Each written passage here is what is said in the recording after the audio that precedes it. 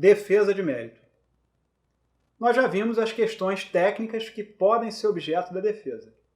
Mas e quanto ao que se discute efetivamente no processo?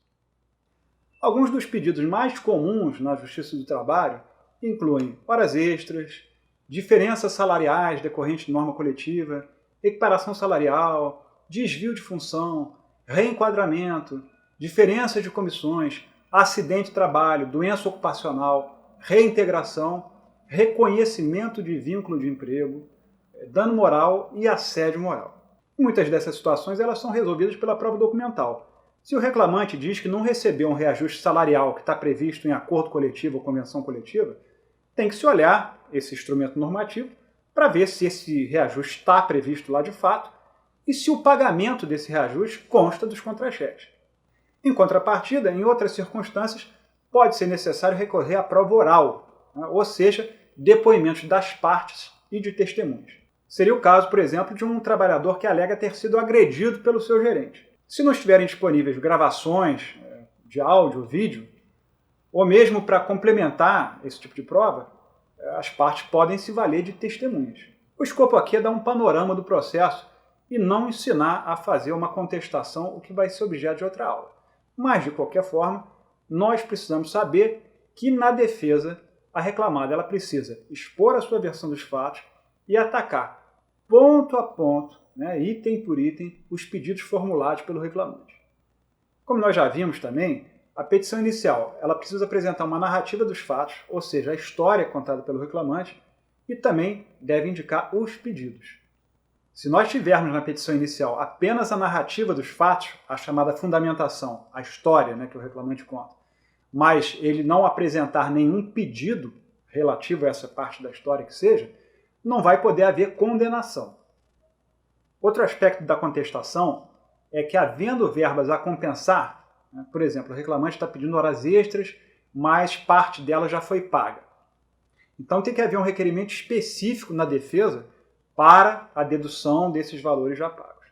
E a defesa ainda tem que especificar o tipo de prova que a reclamada pretende produzir e também conter um requerimento de improcedência das pretensões.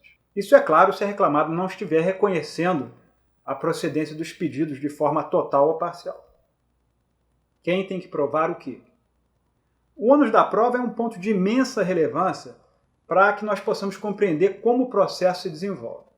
Olha, eu diria que é indispensável para o empresário, para o preposto, para quem quer que venha fazer a interface com o advogado, se familiarizar com esse conceito, tá? Para poder compreender de fato quais são as possibilidades da reclamada nesse processo. Ela tem de fato chance de sucesso? O ônus da prova vai ser fundamental para definir isso. E aqui acho que eu até estou me antecipando ao tratar do ônus da prova, mas eu entendo que é um ponto fundamental até mesmo para a avaliação do risco e para a preparação da defesa. A CLT diz o seguinte, artigo 818, o ônus da prova incumbe ao reclamante quanto ao fato constitutivo de seu direito e ao reclamado quanto à existência de fato impeditivo, modificativo ou extintivo do direito do reclamante. Então, se o reclamante alega que foi agredido pelo seu gerente e a reclamada simplesmente nega o fato, essa prova caberá ao reclamante. Ele vai poder se desincumbir dessa prova, por exemplo, por meio de uma gravação, de um vídeo, já que hoje em dia muitas pessoas estão com o celular o tempo todo, ou através de testemunhas. Agora, se a empresa não nega e, por exemplo, diz que o reclamante estava tendo um surto ali psicótico, estava agredindo seus colegas e que o gerente interviu apenas para imobilizá-lo, garantir a própria segurança do reclamante, bom, aí ela traiu o ônus da prova e é ela que vai ter que comprovar essa história que está contando. A reclamada trai para si a prova quando ela alega, como nós vimos, fato extintivo, modificativo ou impeditivo. Vamos ver um exemplo. Vamos imaginar que o reclamante afirme que não recebeu o pagamento do 13º salário de 2019. A empresa, por outro lado, ela diz que pagou, ou seja, aquela pretensão já foi atendida. E aí ela vai ter que provar, vai ter que apresentar o recibo de que pagou. Fato modificativo seria uma situação em que a reclamada alega que a narrativa do reclamante não está correta ou completa. Vamos ver um exemplo. O reclamante alega que não gozou seus 30 dias de férias.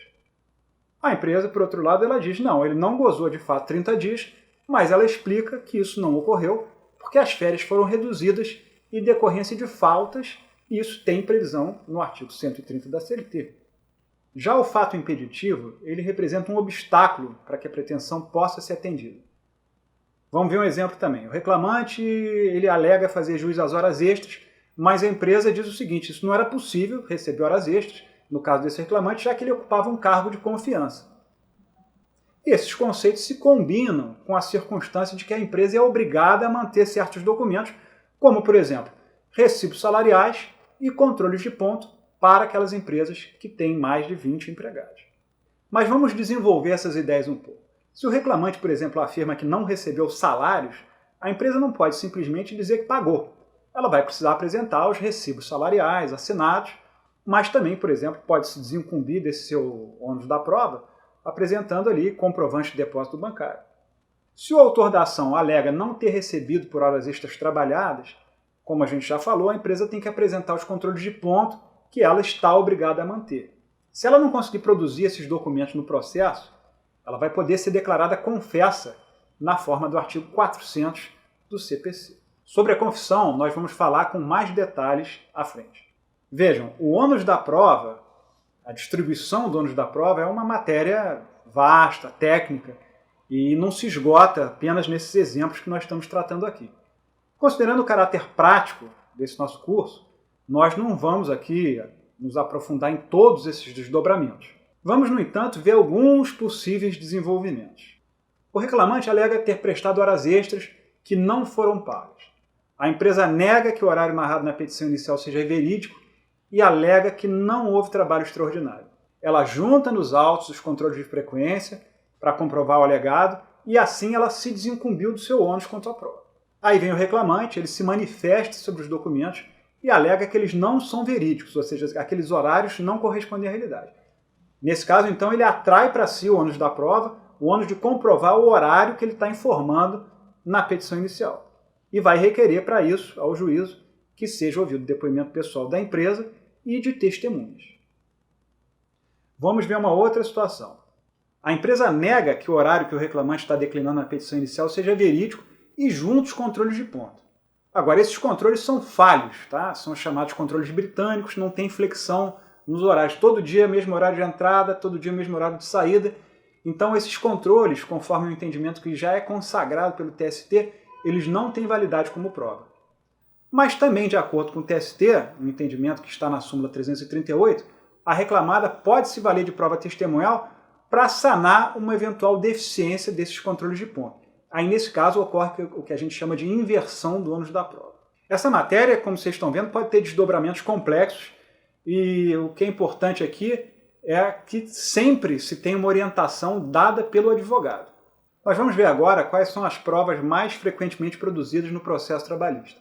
Primeiro, nós temos o depoimento pessoal, quando uma parte requer o depoimento da outra para tentar obter a confissão. Nós vamos falar em detalhes sobre isso mais à frente, no momento apropriado. Também temos a oitiva de testemunhas, a parte indica a pessoas que têm conhecimento dos fatos para que sejam ouvidas pelo juiz. Temos também a prova documental, recibos salariais, controle de frequência, termos de rescisão, acordos e convenções coletivas, etc.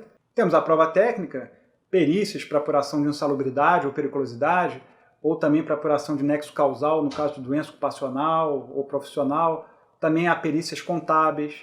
É importante notar que a petição inicial ela pode apresentar diversos pedidos, cada qual com a sua própria atribuição quanto ao ônus e tipo de provas necessários. A petição inicial, por exemplo, pode tratar de periculosidade, horas extras e equiparação salarial. Tudo isso pode ser tratado na mesma petição inicial. Na semana que vem vamos falar sobre digitalização de documentos, minuta da defesa e avaliação de risco. Se você gostou do conteúdo, dê o seu like, se inscreva no canal. Até lá!